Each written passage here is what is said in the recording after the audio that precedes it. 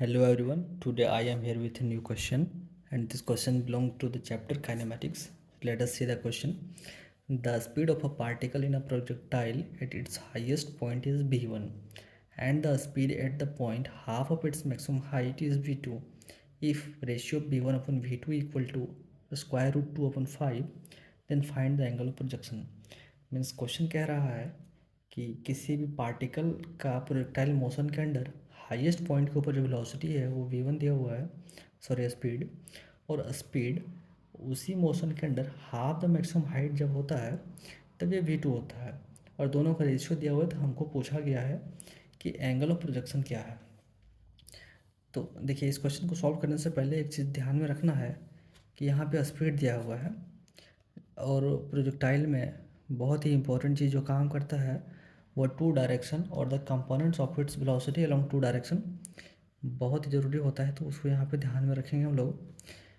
Highest point के ऊपर velocity क्या दिया हुआ है, v1, और हाफ ऑफ मैक्सिमम हाइट यहाँ तक हाफ मान लेते ये पॉइंट है। तो इस पॉइंट के ऊपर वेलोसिटी क्या दिया हुआ है, सॉरी स्पीड v2 दिया हुआ है। तो देखिए, एंगल ऑफ प्रोजेक्शन पूछा है थीटा, तो थीटा हम लोग कब निकाल सकते हैं, ये थीटा का वैल्यू हम लोग तब निकाल पाएंगे जब इनिशियल वेलोसिटी निकल जाए किस डायरेक्शन में, वाई डायरेक्शन में इनिशियल वेलोसिटी निकल जाए। और सिंस वेलोसिटी लोग एक्स डायरेक्शन दिया हुआ है तो यहाँ से हम लोग निकाल पाएंगे टेन थीटा इक्वल टू क्या हो जाएगा, V I upon v1 equal to ten theta. ठीक है, वी आई ध्यान रखिए ये वेलोसिटी ऑफ कंपोनेंट है, किस डायरेक्शन में, वाई डायरेक्शन में।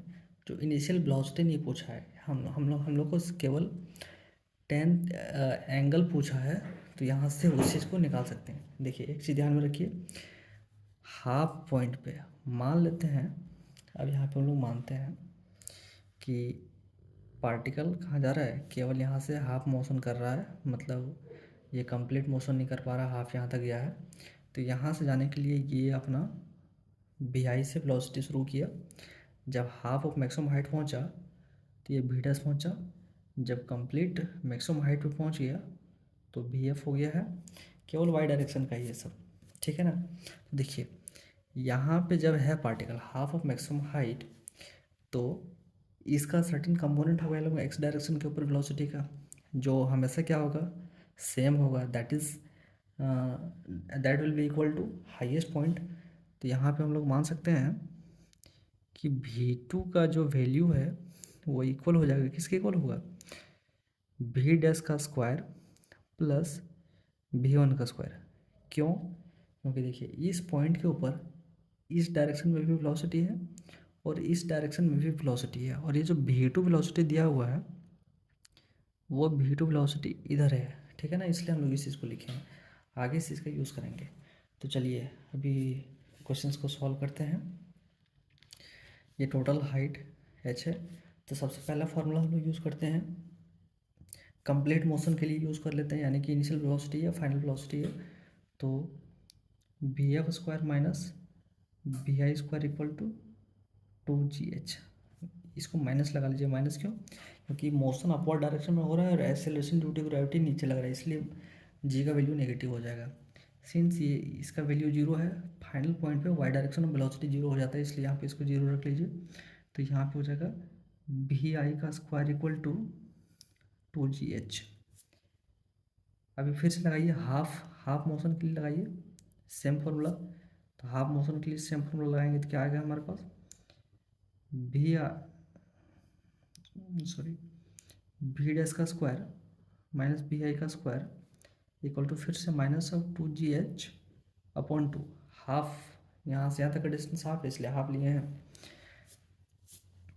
अभी यहाँ पे हम लोग 2gh का वैल्यू पुट कर सकते हैं, यहाँ पे डाल दीजिए V dash square minus V I square equal to, यहाँ पे क्या हो जाएगा, माइनस वी आई का स्क्वायर अपॉन 2।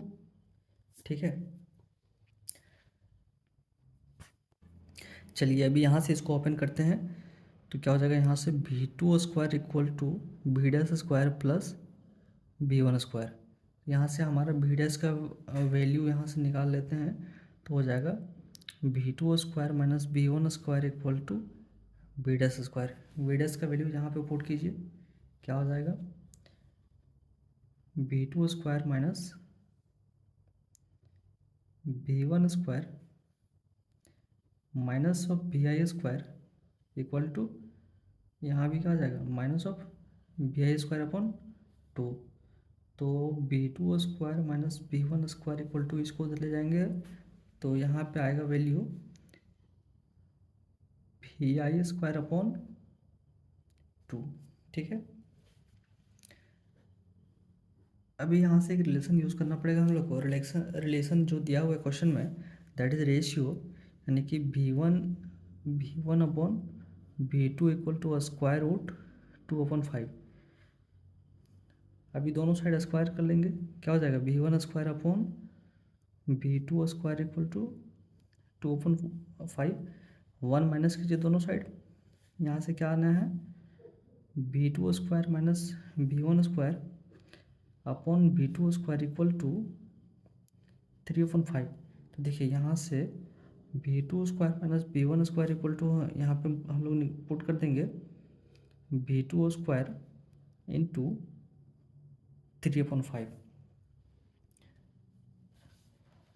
सॉरी, नीचे देख ही नहीं रहा था।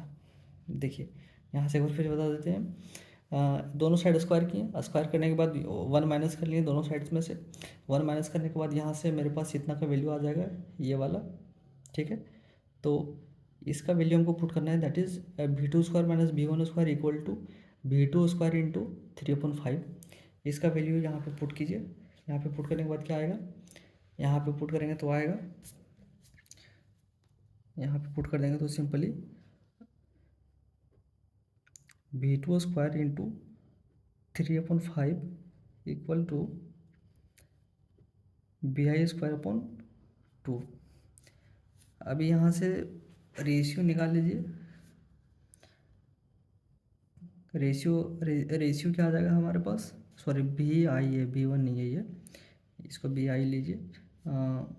और दोनों साइड का स्क्वायर अगर हटा देते हैं तो यहाँ पे सिंपली आ जाएगा v2 इंटू स्क्वायर रूट में 6/5 इक्वल टू vi। ठीक है, अब चलिए tan थीटा इक्वल टू क्या हो जाएगा, tan थीटा जो कि पहले हम लोग लिख चुके हैं, that is vi upon v1।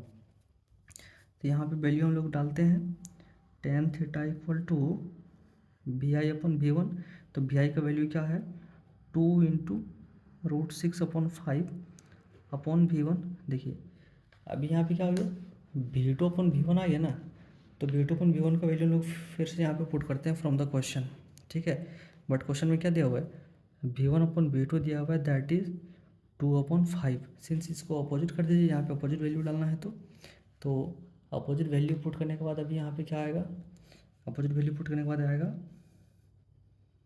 देखिए tan theta equal to that is root 5/2 into वहाँ पे है 6/5, रूट के अंदर ये कैंसिल, यहाँ से आ जाएगा 3।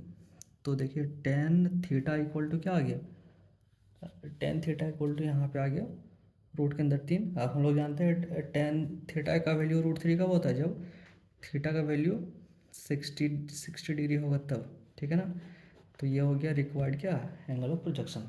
सो इस क्वेश्चन में ध्यान देने वाली बात क्या थी, इस क्वेश्चन में ध्यान देने वाली बात ये थी कि यहाँ जो स्पीड हम लोग को लेना है वो क्या लेना है, रिजल्टेंट लेना है, यानी कि x डायरेक्शन और y डायरेक्शन का। अगर डायरेक्टली आप किसी एक का लीजिएगा तो ये यहाँ से गलत होने का चांसेस बहुत ज़्यादा होता है। सो इस क्वेश्चन में इतना ही, फिर देखते हैं आगे कभी किसी और क्वेश्चन के साथ। Thank you.